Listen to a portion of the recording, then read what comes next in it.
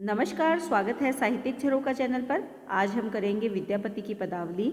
इसका नखशिख खंड हम कर रहे थे, एक वीडियो में पहले भी डाल चुकी हूँ। आज ये नखशिख खंड का दूसरा वीडियो है। तो आइए देखते हैं कि राधा की सखी राधा की सुंदरता का वर्णन कृष्ण के सामने किस प्रकार से कर रही हैं। यहाँ पर आपको ये ध्यान में रखना है, जब आप इसका प्रसंग करेंगे तो ये विद्यापति की पदावली है जो कि रामवृक्ष वेनीपुरी द्वारा संपादित है। यहाँ नखशिख खंड से उद्धृत पद को लिया गया है। इस खंड में कवि विद्यापति ने नायिका राधा के सौंदर्य का वर्णन किया है, और ये वर्णन किसके माध्यम से किया है? दूती के माध्यम से, या फिर यूँ कह सकते हैं कि राधा की सखी के माध्यम से नायिका का सौंदर्य वर्णन यहाँ पर किया गया है। व्याख्या में अगर हम बात करें तो यहाँ पर दूती कह रही है या नायिका की सखी कह रही है कृष्ण से कि राधा कितनी सुंदर है। तो क्या कहती है? कि आरे यानी कितना।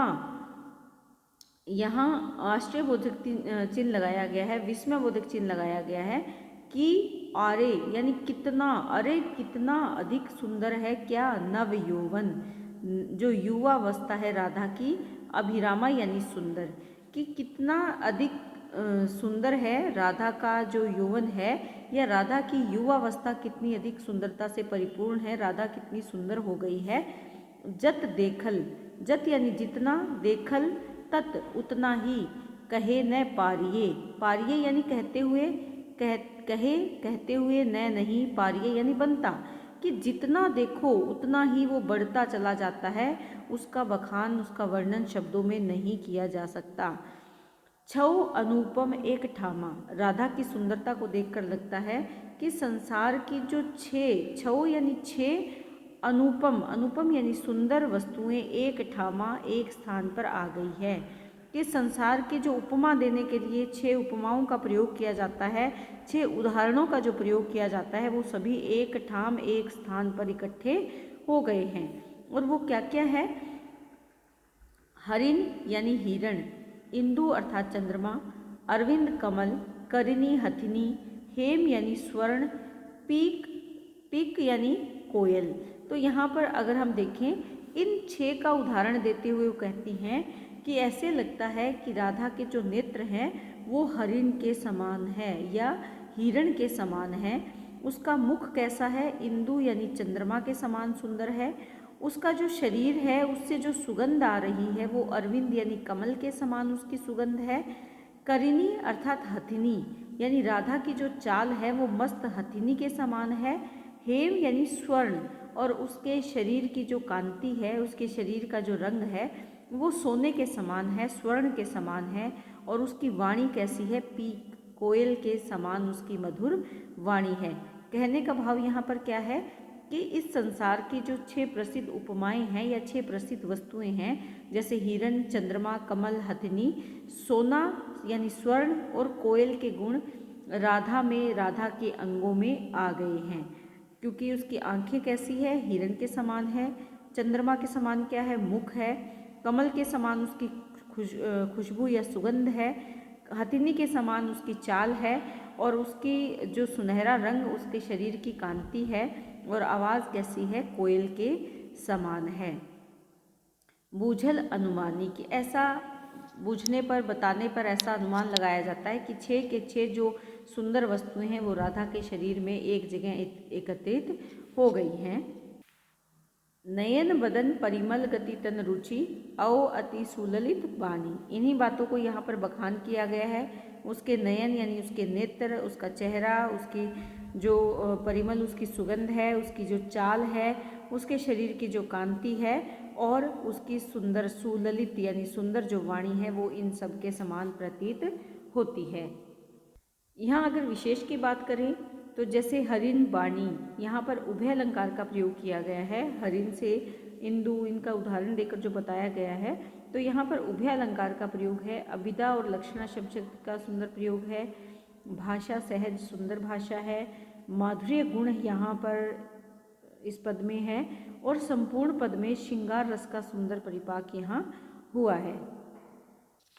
कुछ जुग परसी चिकुर फुजी पसरल ता अरुझायल हारा, जो नायिका की सखी है या दूती है वो क्या कहती है कि उसके जो कुछ हैं, जुग यानी दोनों, क्या उरोज या स्तन परसी स्पर्श करते हैं।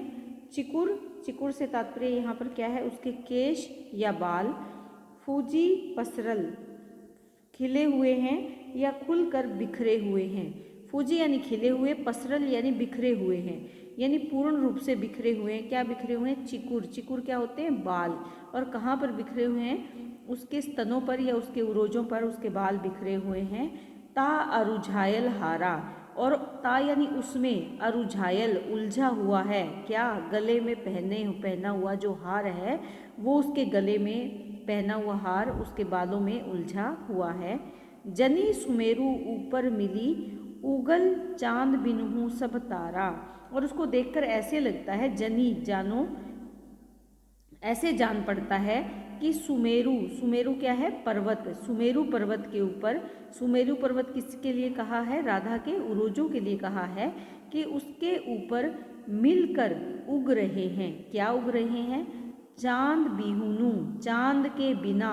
वहाँ चांद नहीं है, चांद के बिना जैसे सुमेरु पर्वत के ऊपर सब तारे उग रहे हैं। और तारे क्या हैं? जो उसमें हीरे मोती जो जड़े हुए हैं, वो मोतियों का जो हार पहना है, वो मोती इतने चमक रहे हैं कि वो तारों के समान चमकते हुए प्रतीत होते हैं। ऐसे लगता है कि सुमेरु पर्वत के ऊपर बिना चांद के ही अनेक तारे उदय हो रहे हैं, अनेक तारे उगे हुए हैं। लोल कपोल ललित मणि कुंडल, अधर बिंब अध जाई। ऐसे प्रतीत होता है कि लोल कपोल, सुंदर जो उसके गाल हैं, कोमल जो उसके गाल हैं, उस पर ललित यानी चंचल, मणि कुंडल, मणियों से युक्त कुंडल की आभा पड़ रही है। मणियों से जड़ा हुआ, मणियों से जड़ा हुआ कान में उसने कुंडल पहन रखा है, और उसकी चमक किस पर पड़ रही है? उसकी गालों पर पड़ रही है। अधर बिंब, उसके जो होठ हैं वो बिंब यानी बिंबा फल के समान दिखाई देते हैं। अधजाई, अधजाई का मतलब नीचा दिखाना, कि उसके होठों के जो उसके होठ हैं, अधर हैं, वो कैसे हैं? बिंबा फल के समान लाल हैं, और उसके सामने बिंबा फल भी नीचा प्रतीत होता है, छोटा प्रतीत होता है। बिंबा फल की सुंदरता कम प्रतीत होती है। बोहों भ्रमर, उसकी जो बोहें हैं वो कैसे हैं? भ्रमर, उनकी काली बोहों को देखकर जो भ्रमर है। नासा पुट सुंदर, उसकी जो नासिका है वो सुंदर है। से देखी कीर लजाई, कि उसे देखकर, कीर यानी तोता, नाक, क्योंकि तोते की नाक, तोते की जो चोंच होती है वो बहुत सुंदर मानी जाती है, और उसी के समान राधा की नाक है। उसकी बोहें भ्रमर के समान सुंदर हैं, काले रंग की है। उसकी नाक तोते की चोंच के समान तीखी और सुंदर है, और उसे देखकर कीर यानी तोता भी शर्मा जाता है, लज्जा जाता है। भनई, भनई का मतलब कहते हैं, कौन कहते हैं? विद्यापति। से बर नागरी, की ऐसी, बर यानी श्रेष्ठ या सुंदर, नागरी अर्थात स्त्री। स्त्री कौन है यहाँ पर? राधा।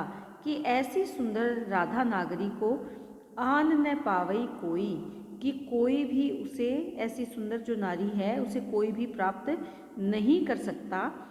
कंस दलन, दलन का मतलब होता है दलन करना, मारना, नाश करना।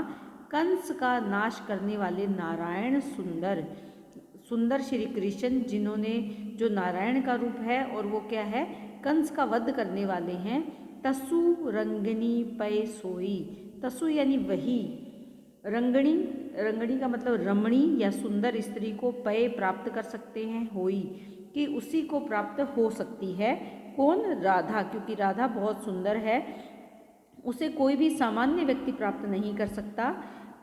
किसके अलावा? श्री कृष्ण के अलावा, कि सुंदर श्री कृष्ण, जो कंस का वध करने वाले सुंदर कृष्ण है, वही इस सुंदर रमणी राधा को प्राप्त कर सकते हैं।